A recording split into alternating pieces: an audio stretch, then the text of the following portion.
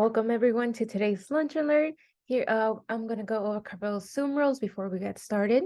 Please mute yourself when you're not speaking. We do recommend the speaker view for presentation.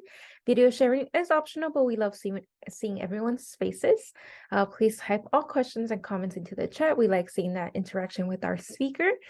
Also, if you're not comfortable with asking a question, you're more than welcome to type it in the chat and I could ask the speaker the question you have. At the end, we will have a Q&A, so if you want to wait and ask your question then, you're more than welcome to do so. Here are a couple of Autism Tree updates for anyone who's new.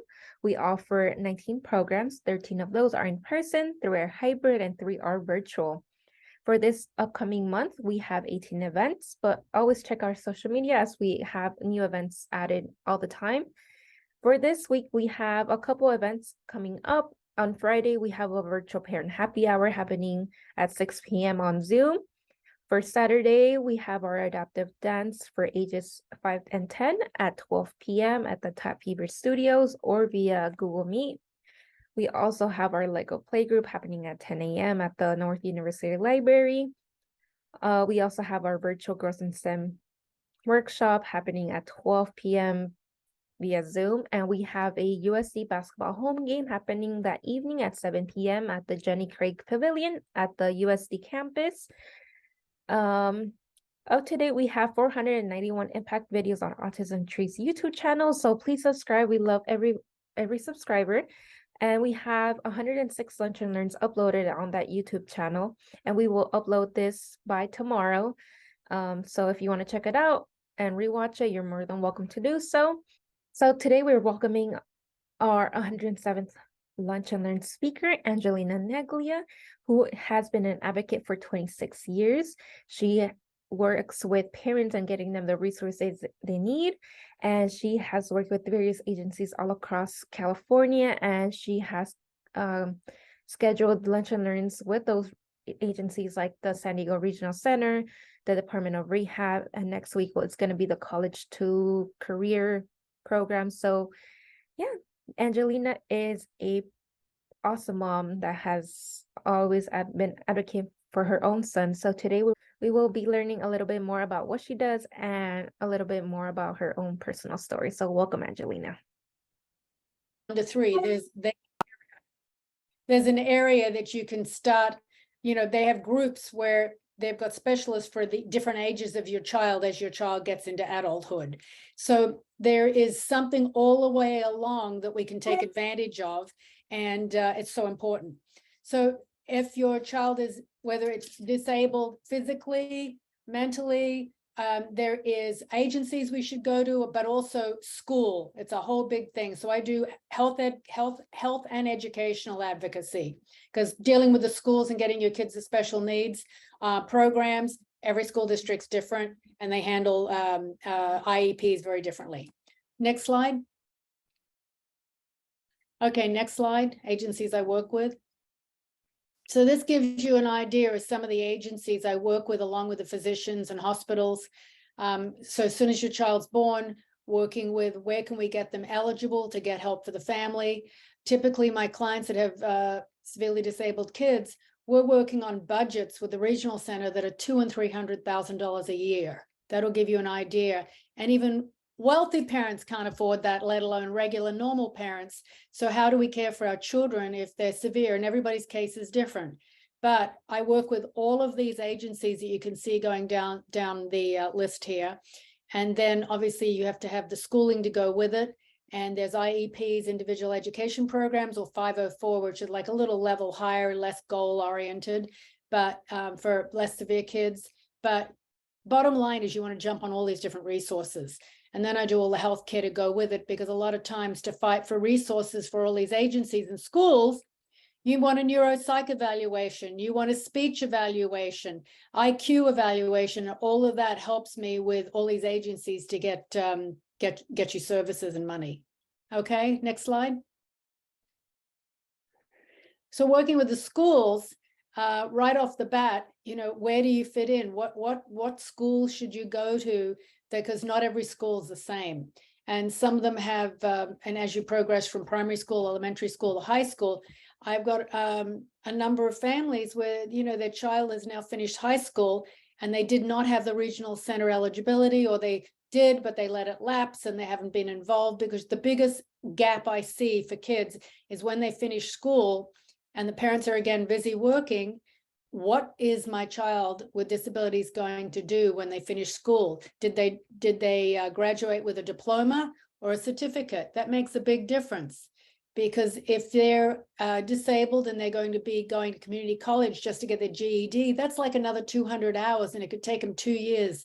So trying to fight to get them curriculum changed while you're in high school to get them to graduate with a diploma is ideal. That's the way you want to try and fight it. And I've done that in school districts and got new curriculum. But there's so many avenues within schools. That's what I'm just saying, because some schools have fundamentals classes which are cut down to fit kids with disabilities, or they have resource rooms, they have home rooms, they have very, very specific classrooms for your children for pull-outs, thank you, for pull-outs and push-ins. So, and also the big thing is that's why you do the medical in the background. So if you're fighting the school district and they're not giving you enough hours or individual attention, visual learning, technology, put them into access to the fundamental classes, or enough pull-outs to have one-on-one or one-on-two, one-on-three, speech, hearing, OT, PT. The schools have all of this, but you need to go in prepared so you can justify it why your kid needs these services. And obviously you want to get an IEP, it's way more detailed than a 504. Next slide.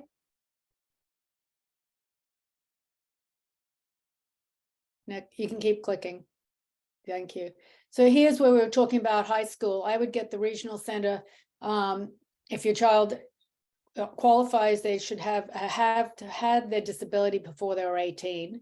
And hopefully the parents have gotten their eligibility early on, but I've got parents where their child is 50 and were denied 25 years ago, and I get eligibility for them because the parents are in their 70s and 80s, and they're like, what's going to happen when I die? Who's going to take care of my child? And they're the only one left in the family. So we've got to make sure we have all the services, living, everything set up for them on for the rest of their life. But anyway, high school, you involve the regional center, whichever regional center, this one says San Diego Regional Center, in the IEP process, even from like grade 9 or 10 on, 11 and 12, because they want to know when your child is exiting the school system. And then you convert the IEP to an IPP, which is an individual progress plan personal plan for your child. And that's like goals as to, well, what's their passion? What do they want to do? What is their work ethic? Do they have a passion for a particular thing, like coding, for example, or animals, for example? And that starts helping us, because then I have relationships with a college to career program. And for example, that right now I have kids graduating school in June, but they need to do all the paperwork and the interviewing now, because the deadline for college to career is February 28th. And that's for fall 2023. They can only take 20 kids, but they handhold those kids through classes. And the C2C program, we had them present, I think last week, and I work very closely with them. They only work between Miramar, Mesa, and San Diego City College. So La Costa is not part of it, or Miracosta is not part of it. And but it's an amazing program to handhold your child to learn how to go to college and advocate for themselves and work out the same accommodations that they'd have in school. And this kickstarts them into getting a certificate or an AA. And some of these kids even transfer to go to 4-year to do 2 more years and get a bachelor's.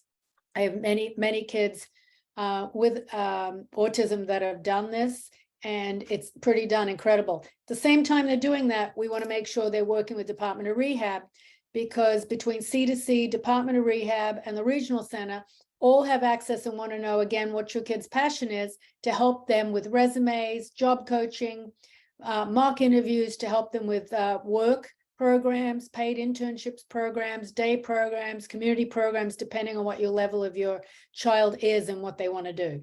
Next slide.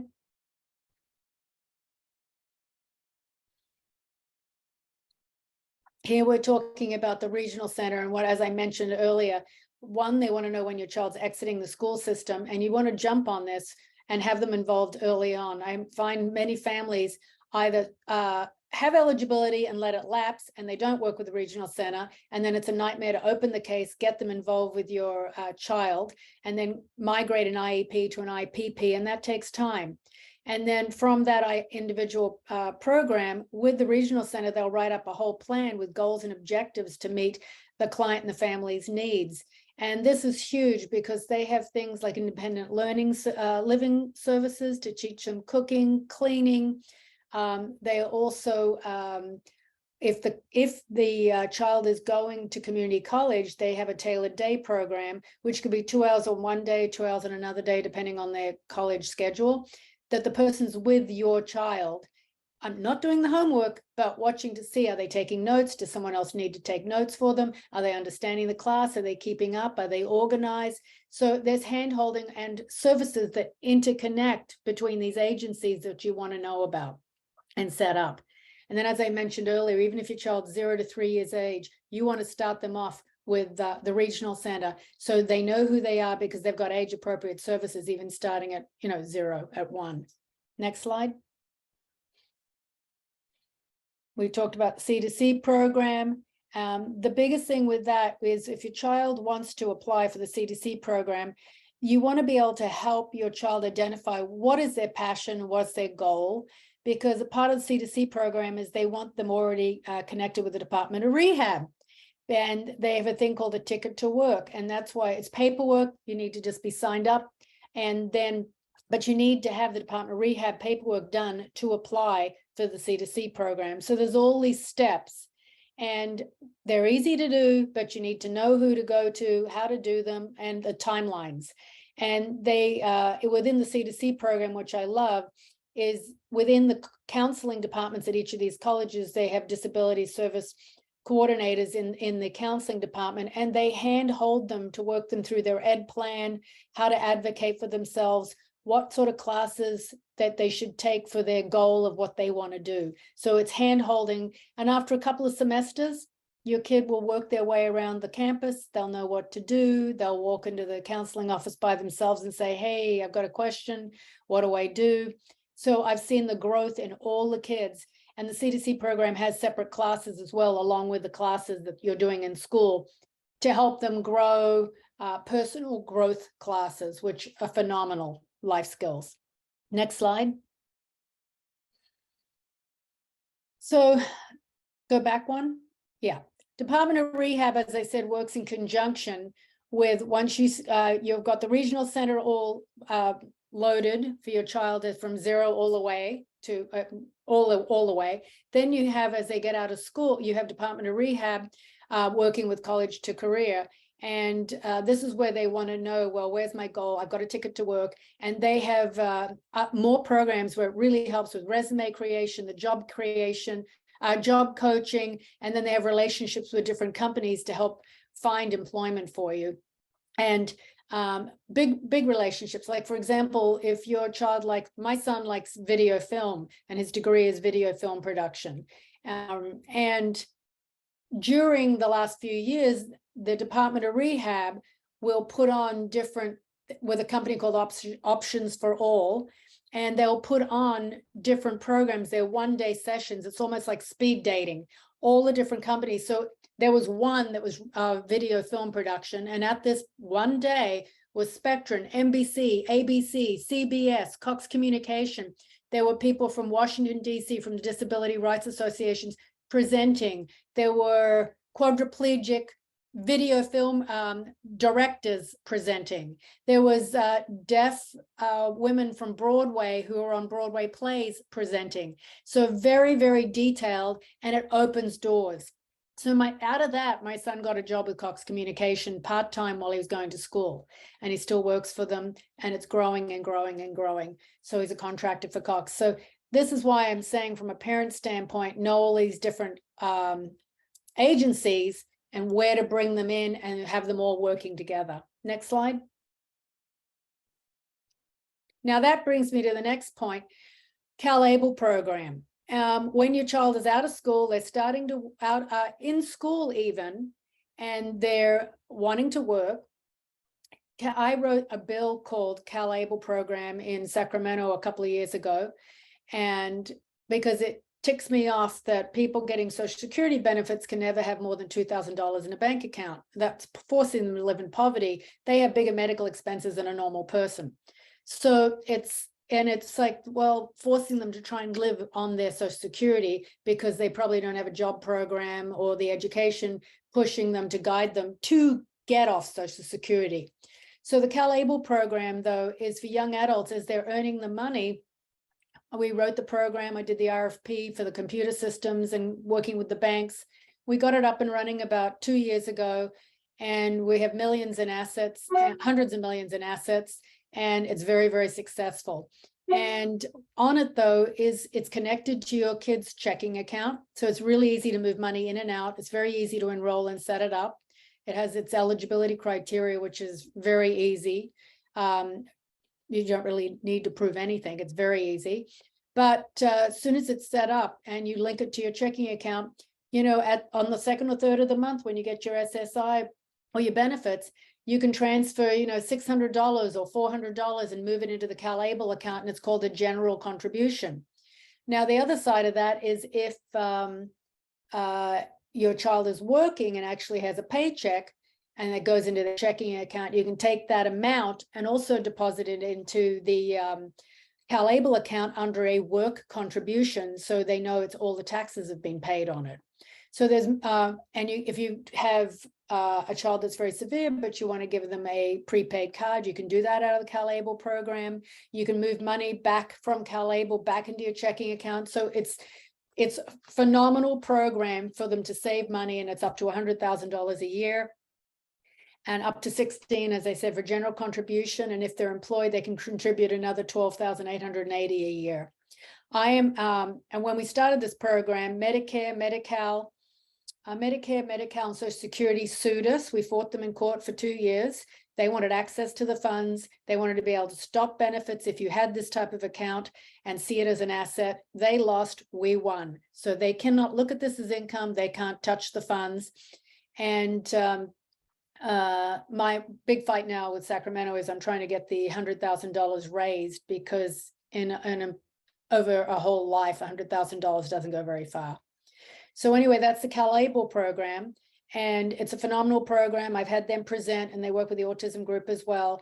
And I've taught all the people at Social Security about the CalAble program, because now they actually they're teaching this throughout the whole of Social Security, because they agree this is a way for people with disabilities to save money. And so when you go for Social Security benefits, now they're trained in the CalAble program, which is huge. Next slide. Okay. If you're having challenges finding the right specialist, that I work with on the medical side here, all of the different healthcare systems. And I go to meetings for parents. I actually take their kids sometimes even without the parents if they're working. I help navigate them if they need the right coordinated care across hospital systems, or to get somebody out of Kaiser and get them to the right cancer specialist in Los Angeles. I do all of that sort of thing. But then also fighting school districts if they're not giving the right services that I think that the child needs.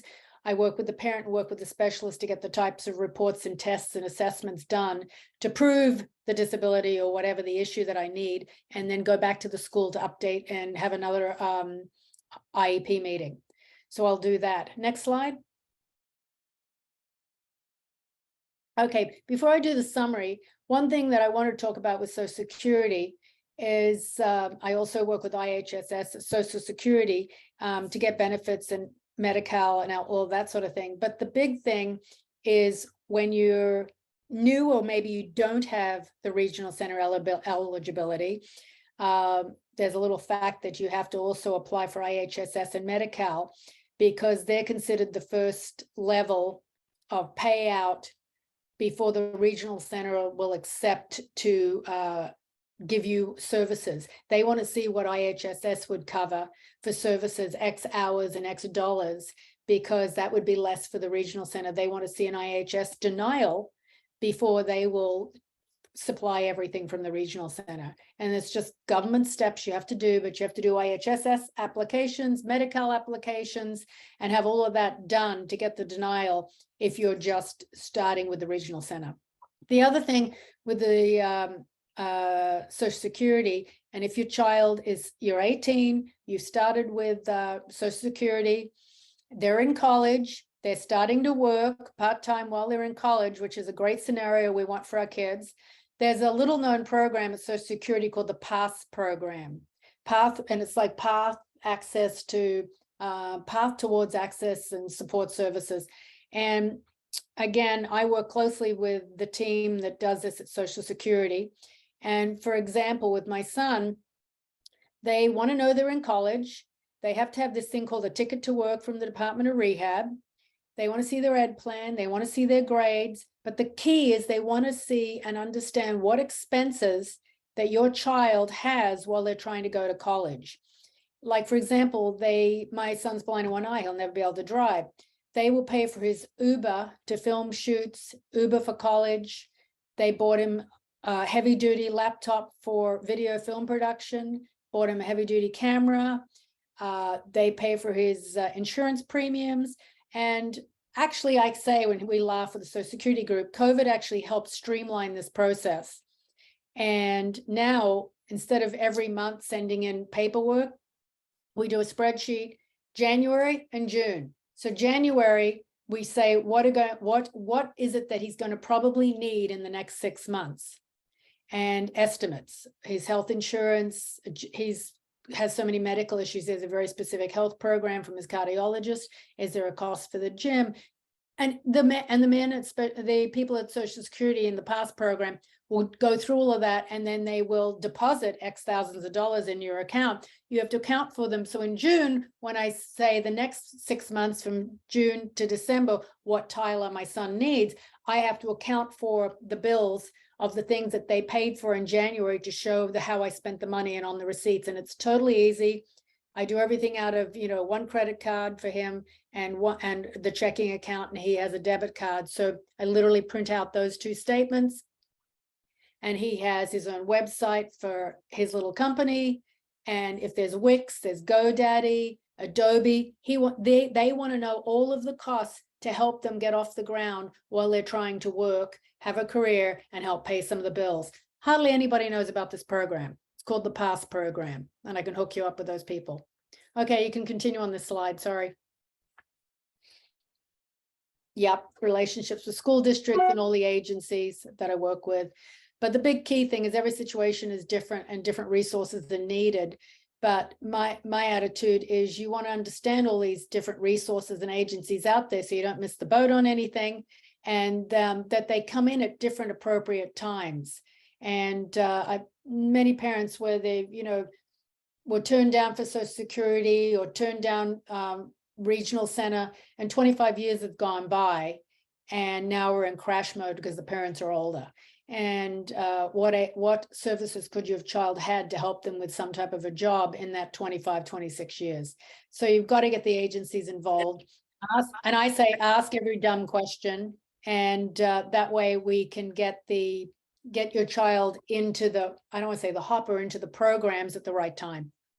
I think that's about it. Questions? Any questions? There's a question in the chat. Can we get the name of the program in the chat? Oh, it's the PASS program. It's PASS. And PASS what program. agency is that with? Thank you. And what, sorry? And what's the agency partner? It runs PASS thing? Yes. Oh, it's PASS, not PATHS.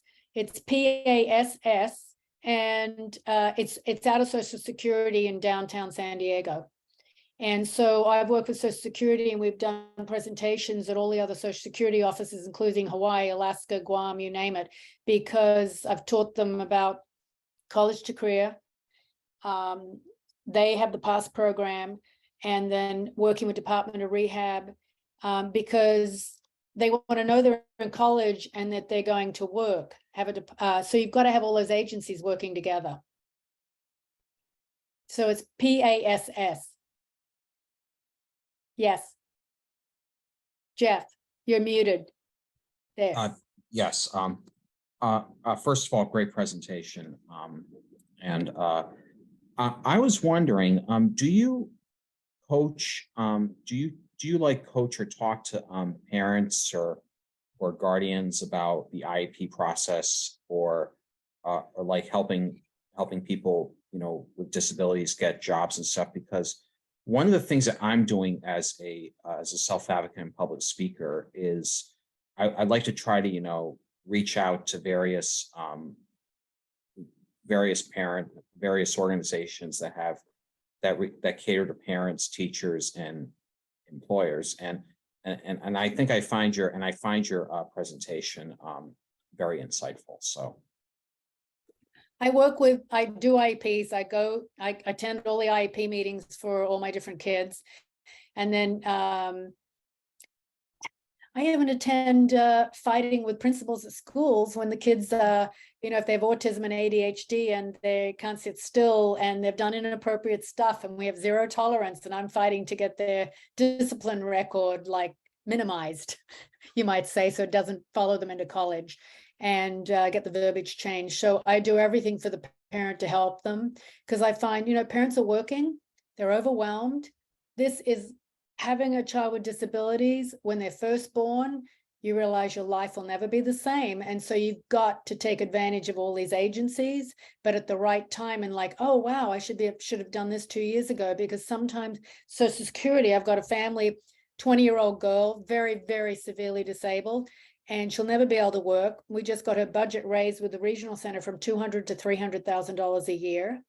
Their case managers hadn't even visited the family in 2 years, so I got them removed. I called the CEO of the regional center. So I'm helping them get into the self-determination program at the regional center. But it's tough. And the mom needs help. She's a single mom. She works full time. How the hell does she do all this? So yeah, I go to the schools, I go to the doctors, I work with all of these agencies, because every case is different and they need different services at different times. Did that answer your question? Yeah, most definitely. I mean, and a lot of parents and teachers and employers, they do need to fully understand, what these kids go through. And I've been down that path myself. So I think, they need more direction than anything. And that's what I do. That's why I do what I do. And it's getting the message out and having that link to all these different agencies.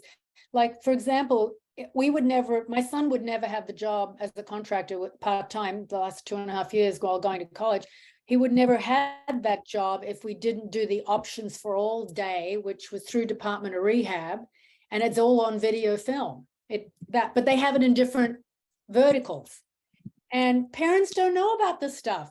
And you've got to be connected to these different agencies. And I say, ask every dumb question. And I've built a relationship with the heads of every one of these departments. If I don't like something with a case manager at the regional center, whichever, I know the executive directors of all of them. And I get movement, because sometimes the parents, they don't hear anything. They're like a government agency and they churn through their steps and it takes weeks. Meanwhile, I've got parents with huge medical bills or school bills that they should have gotten reimbursed by the regional center years ago. So there's always crap that goes on, and we've got to help the parents. And it's with all these different agencies and relationships and staying visible, but diplomatically nice. Yeah, it's a never-ending process, I will say. I've never had somebody turned down from the regional center ever, and not have them ever denied IHSS. I will do a denial if it is, make the paperwork so it's a denial, because if we're trying to help them in the bigger picture of things for a different insurance or for the regional center to get other services. So it just depends what the needs are of the family. Okay. Yes, you've got a question, Dave. Unmute yourself. Yeah. Yes, thank you so much, Angelina, for the presentation. And I've had some experiences in similar work in my past life, and I just want to echo, starting as early as you possibly can, it never hurts. I love you mentioning the community college. It's a great option, I think, for a lot of our communities that we're talking about here. And the ABLE accounts, oh my gosh, game changer. And it sounds scary, but it's not. You can get help from wonderful people like this. So I wanted to talk just really quickly. We're not new to this space, but we are kind of entering California for the first time. We tend to serve a lot of our clients are the companies. So we serve a lot of pharmaceutical companies here on the East Coast, also some banks and financial institutions. But the really cool opportunity that we have coming in California is we're going to be working with the County of San Diego, helping to train the county to become a more inclusive employer. So I'd love to learn how can we be in touch, Angelina, and as you develop this this network of families who you've helped over the years, do you have kind of a network? Do you talk regularly with all the adults and teens and aging adults who you've helped? Yep, and all the time, stay in touch with all of them. And I actually took my website down. I do everything by referral, and I'm buried. It's a good problem. It's a good problem. Yeah. And but I've got people of all ages from 9 years old to 80 that are clients of mine, all ages, and none of them want to sit home idle. I mean, they're either the kids are in school, but the older ones, I have one fellow, both his siblings are doctors. He's high functioning autism and schizophrenia. So it's a challenge. We had to get all the meds and all the doctors and everything right. But he lived with his elderly parents and he's in his 50s and he basically wanted to commit suicide. He's depressed. He's aggressive. And you know why? He wasn't doing anything every day. His big thing was walk down to the Starbucks. That was it for 15 minutes of the day. The rest of the day, he got punched a wall. And he was jealous of his two siblings. He knew they're doctors, they got families, they got kids, they're successful careers. Nothing's happening. And they got turned down by the regional center 30 years ago. They never did anything else ever since then. Well, I dug up all his files. I went back to the regional center. I think the file was about 5 inches thick, got everything, proved his disability early on. We got him eligible. He is now working at Staples. It's the first job he's ever had. We also had Section 8 housing. We got him into his own apartment. He is so happy. We've cut down his meds. He's working part-time and he's like a different person. We saved his life. And I've got so many cases of that where I need relationships with employers. You need my people and I need your employers. Yes, I'd love to be able to help each other out. Yeah, that sounds wonderful. Yeah. Where are you based, by the way?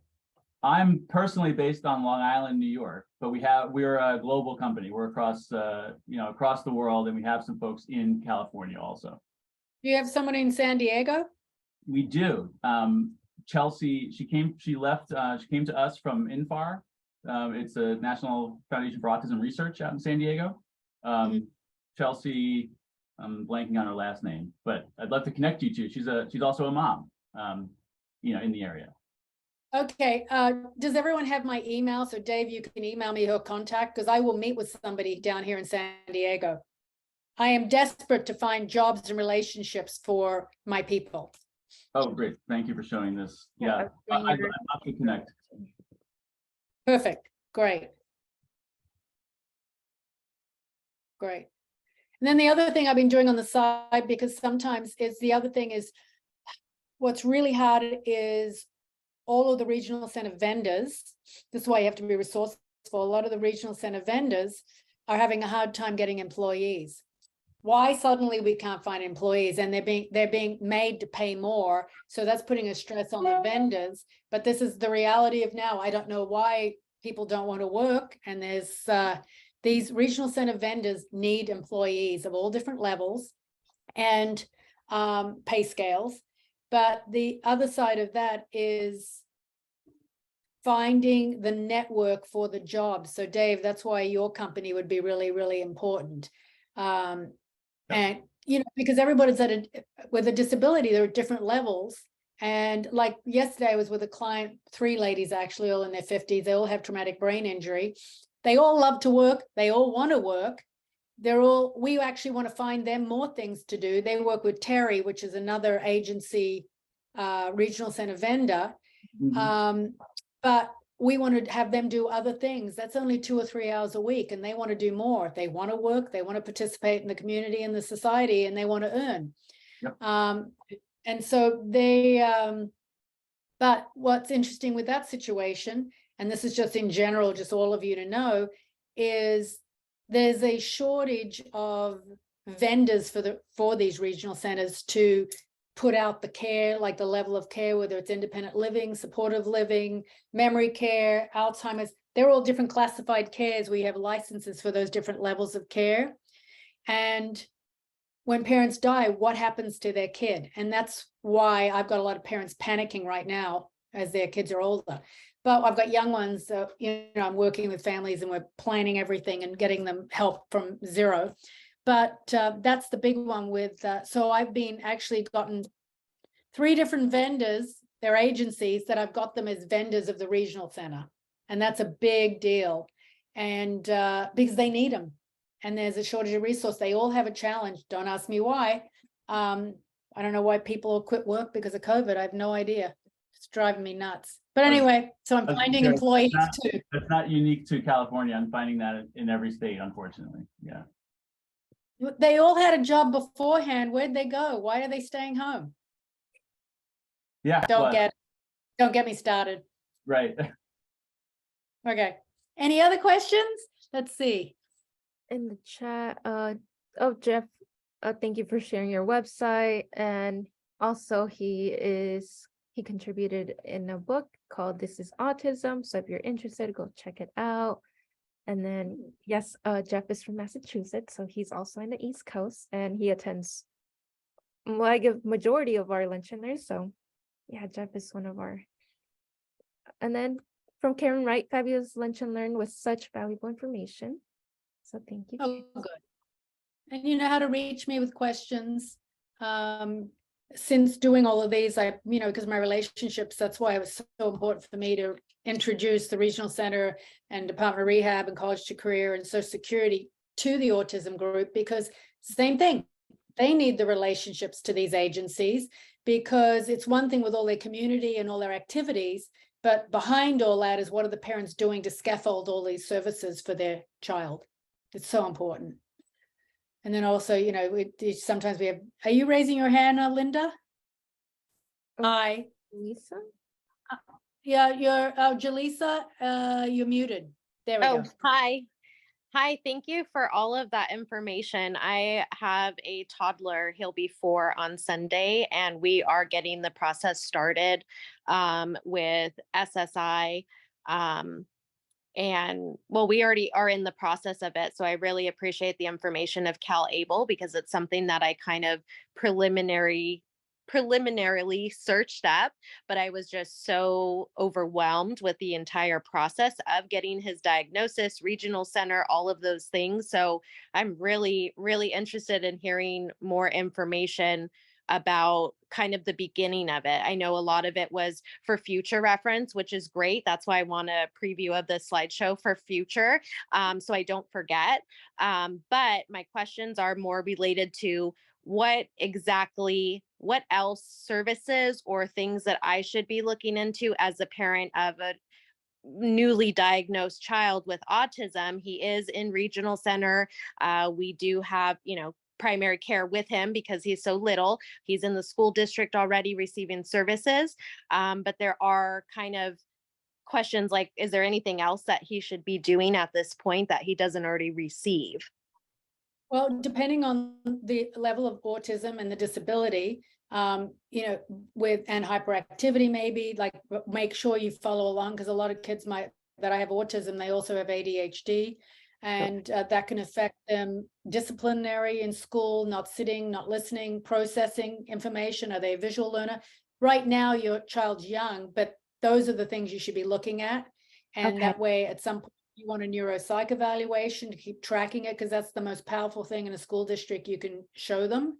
Okay. But also with their accommodations, as your child gets older, Do they need to sit in the front of the classroom so they're less distracted? Are they a visual learner? And there's things called visual guides and all that for them, because reading, writing, comprehension is going to be huge as your kid goes through school and they're Correct. staring out the window. So there's all different things.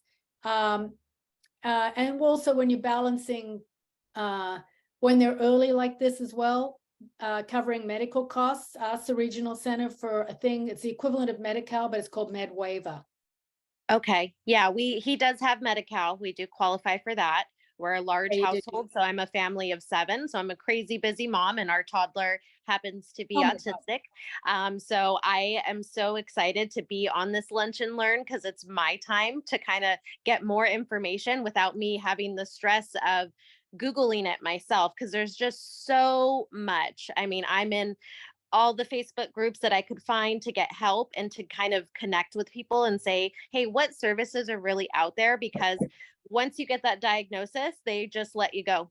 You're like, see you later. You have the diagnosis, and then you're on your way. Like, what do I do? What do I do for school? How do I do this? So I'm really, really happy that I connected with you guys on here, because this helps me know that there is a community behind us with people that are looking to advocate for these children, that and the families also. For a newly diagnosed family, we are all dealing with feelings of how it is and what the stress is on the mother or the primary caregiver, right, on how to do these things. So regarding like the Cal-Able, is that something that I should be looking into, even though he's only going to be 4, or is that designated more for older children? I wouldn't worry about it now because you've got your hands full. I wouldn't rush to start it now. Okay. Just when, but he's everyone's got different things between SSI, SSA, SSDI, and all those things. Is he getting any benefits? He does receive SSI. Okay, so you do have to keep him under that $2,000 limit. Yes. So then I would open the Cal-Able, and on the 2nd or 3rd of every month, move over some money to keep it under 2,000. Otherwise, it'll be a red flag for Social Security. Correct. Yes. And it's Because easy to set up. It's easy to set up. okay. I do it for a lot of clients, but you're a mom of a lot of kids. I can see you probably can just do it. You can Okay, do yeah, it. I really appreciate that slideshow regarding that, because that reminded me, like, this is something in the back of my head, but because we have so much going on, just not with him, but our family in general, Yeah. No, it's don't do it hard. all Yes. now. Yeah. And with Thank him you. only being this young, you're in the early start program of the regional center, which is key. I would say you stay in close, good touch with your case manager, because you can amend your IEP or your IP, their document. They're going to want to Correct. know what your kid's doing in school. They'll come to your house. I mean, and you don't ever feel you have to be forced to sign anything from the regional center or a school. You can say, Okay. I want my advocate to look at it. And they're like, whoa, even if you Yes. don't have an advocate, you can fight for, like, maybe they want to push them into a program of children that's way more severe than your child, just because the school district doesn't have what you need. Correct. You can fight.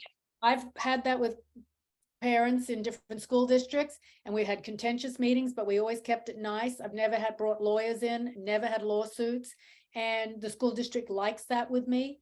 But we said that we've toured it. We were nice. We opened our eyes. We looked at the program. We're like, it's not a fit, not a fit, not a Right. fit. They must ask me a million times and said, this is our offer of FAPE, which is by law, they have to give you an offer. And we're like, well, we're not accepting it.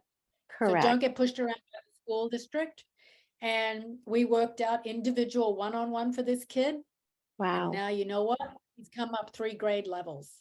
Wow. He Yeah. has, this kid has very severe ADHD, but doesn't have autism, but he has cerebral cavernous malformations, which is genetic. So I handle everything at Rady's genetically for him, for the mom. She's single mom of 3. And so the school district didn't have something that fit in a box for him, and they were pushing another program. So don't ever get pushed around. Keep it nice, diplomatic. If ever I need to help you, but they had to go back. And what we did, what they didn't know, we hired the special needs teacher from school over summer without the school district knowing. We hired her. Wow. She did one-on-one with him because he was 3 or 4 grade levels behind. So we had our proof when we went back to school. We did a prep meeting, a couple of days before school started with the whole IEP team. So when we had the IEP, we already said, look, here's the data. He's doing this, reading, writing, arithmetic, because he's in grade 4 or 5. And he came up 2 grade levels over summer. Wow. It's the different way he learns. He learns differently. It's one-on-one. He's like staring out a window in a big classroom of 30 kids. So anyway, that was the help of the justification. So they put the brakes on pushing us into a program, and then they did their testing based on our testing, and it Correct. justified changing the program. Yes, and that's kind of my biggest concern right now. He is in early learning program through preschool, Yeah. but because he's so young, we're all getting an opportunity to attend UTK. But my concern is that there is no special education teacher in that classroom. He will only be receiving general ed in a blended classroom setting, from what I understand, but everything is going to be different for him. And I don't know if I'm 1,000% sure of the connection that he has with his current preschool team. Only because every time I take him to school, I understand public school is different than, a private preschool where they're updating you all the time.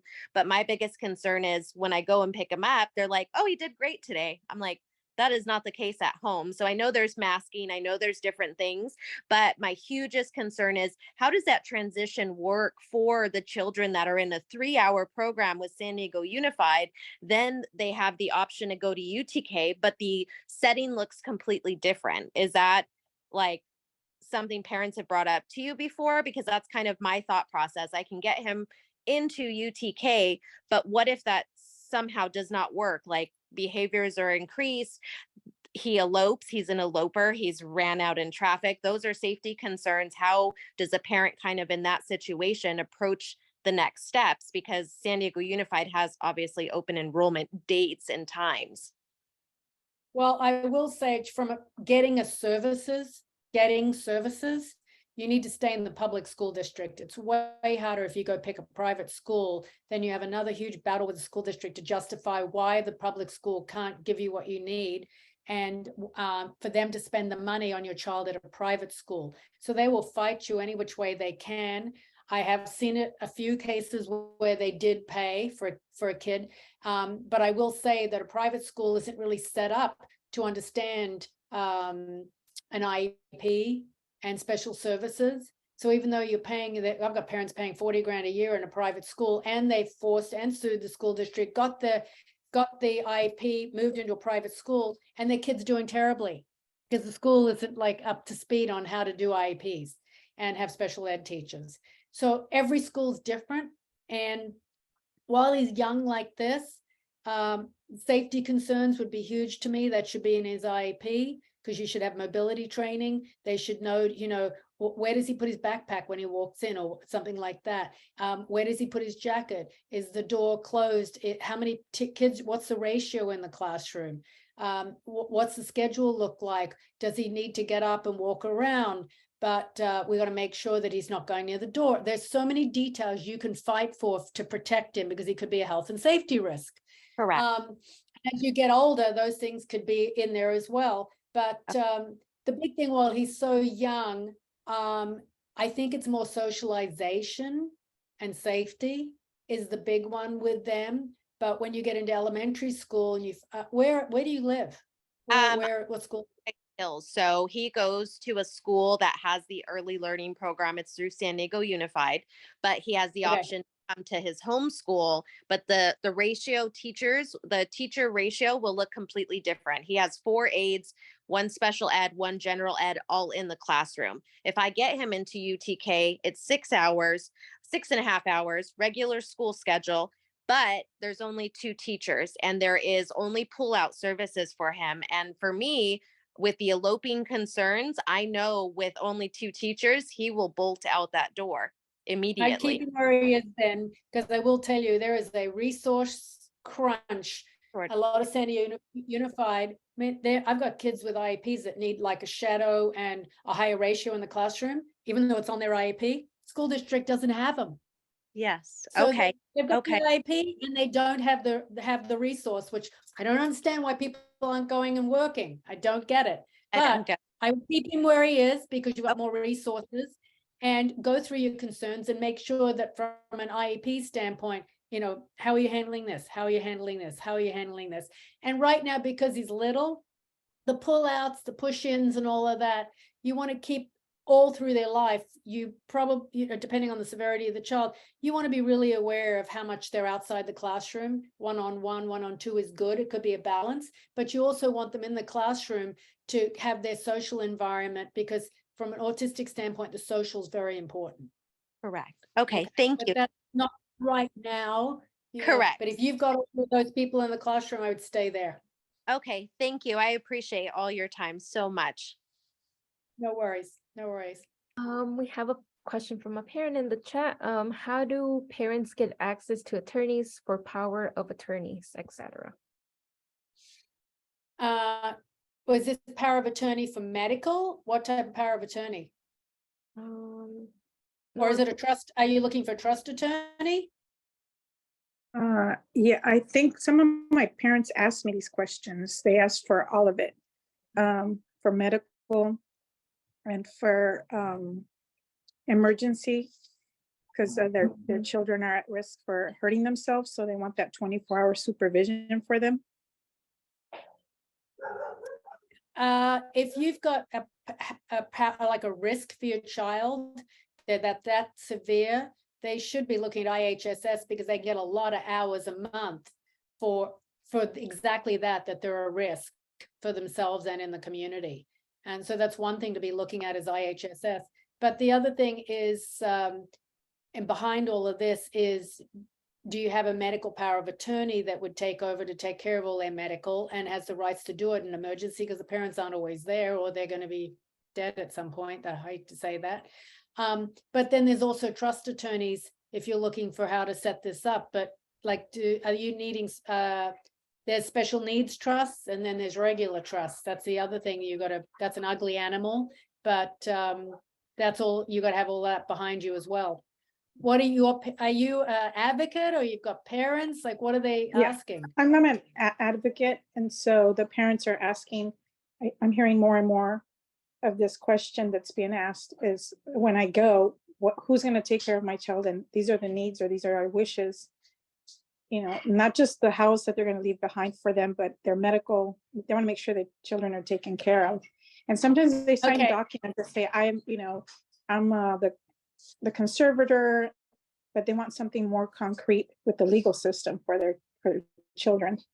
Okay, so what they should be doing is a special needs trust. And there's a number of people out there that I work with special needs trusts. And that's one thing. So everything's in there, and assets in terms of living expenses, how they're going to pay the electric bill, because maybe your kid's so severe they can't do all of that, and it pays for the apartment that they're in. And because it's inside a special needs trust, Social Security wants to see that special needs trust, and so they know it's inside there, so you don't stop benefits, that it's inside a special needs trust. Then also working with CalAble, the biggest thing is having the regional center around it, ongoing care for life. IHSS as well, you have ongoing care for life with care providers. And if the parents, you would set up a fiduciary or another family relative on your special needs trust to have their continued care when you die. But that's why it's so important to have all these different agencies set up around your kid when we're not there. And that's what I've done for my son. And then I work with medical power of attorneys as well. But there's not every trust attorney can do special needs trusts. That's the first thing you need to ask. Can they do that? That's a different animal. So it's researching an attorney that does that specializes in that. Yeah. Yeah. Thank you. No worries. Thank you. Are there any more questions? I know we have approached that 1 hour time frame. What's happening next week at this time? What are we doing next week? Let's see. I think we're bringing in college to career presentation, who I work with, a college to career, Oh, wow. which is, I I'll be think, there for on that one. your, I think that you last week, we talked about that, so that'll be good for you. Yeah, that's perfect. I was so bummed out. I missed last week because the week was, we had a holiday, so I got mixed up, but oh, that's great. College to career. Thank you. And do you know, I don't know if you know about how the DOR works, but I was talking, you guys had someone here, I can't remember her name, Leah. Yeah. And, you know, I don't know, I haven't heard anything. I applied, I got some kind of response saying it's waiting to be approved and then and then I haven't heard anything since. Is that the way it works? The turnaround on that, or? It's a government agency, so are you surprised? No. Okay, that was the short answer. I have a meeting at Department of Rehab today at 2:00 downtown. If you want me to take your details, I will ask about the status of it. Oh, okay, then I'll send you, I'll text my email or Name of your son, your phone number, email. okay. Do you have my email? Just email it to me because I have a meeting there at 2 today. Yeah, I don't have your email actually. Oh, Angie, she can bring it back up. Angie.neglia@gmail.com. Okay, I can't move that fast. Let's see. So, here's one. so Angie, sorry, Angie. Dot Neglia, Neglia @gmail.com. Okay, all right. Sorry to take up your time there, guys. No, okay, No thank you. worries. Just send me his name. And I'm actually meeting with Leah. So send me his name, a little background. You are applying for Department of Rehab or whatever. But I will tell you, you better definitely attend next week for C2C. Go on Oh, website yeah. and read about it. Because if your son is finishing school, wanting to go to college, their deadline for their interview and application is February 28th. Yeah, you know, he's been at Grossmont, he's finishing Grossmont right now. So we're Right, not, right. yeah. Okay, yeah. so you need more Department of Rehab for helping with work programs and the regional center. So Yeah, send me yeah, your stuff because- and I'll ask Leah. Yeah, well, it's because he's, you know, he's doing great in the study, but he has zero outdoor, you know, functional skills outside, but Okay, I'll ask Leah, so send me your Thank- details. thank you. Okay. Appreciate it. No worries. So thank you for everyone for sharing your questions, your stories. Just to finish off this Lunch and Learns with Angelina, we're going to take a group photo. So if you're comfortable with sharing your screen, I'm just going to take a short photo and we'll be done with today's Lunch and Learn. There is a message from Karen Wright. Jaleesa, there are so many events that are free. So yeah, Autism Tree has a bunch of events happening every weekend. So if you're interested, I could give you more information too. Okay, we'll take a She's fixing her hair. okay, I'll count us down and then I'll take a screenshot. Okay, one. Jeff, you gotta fix your hair. Yeah, everyone. There you are, Dave. Good one, Dave. Okay, 1, 2, 3. All right, well, thank you so much, Angelina, for sharing all those resources, and thank you for everyone who attended. We hope to see you next time. Thank you. Take Bye. care, guys.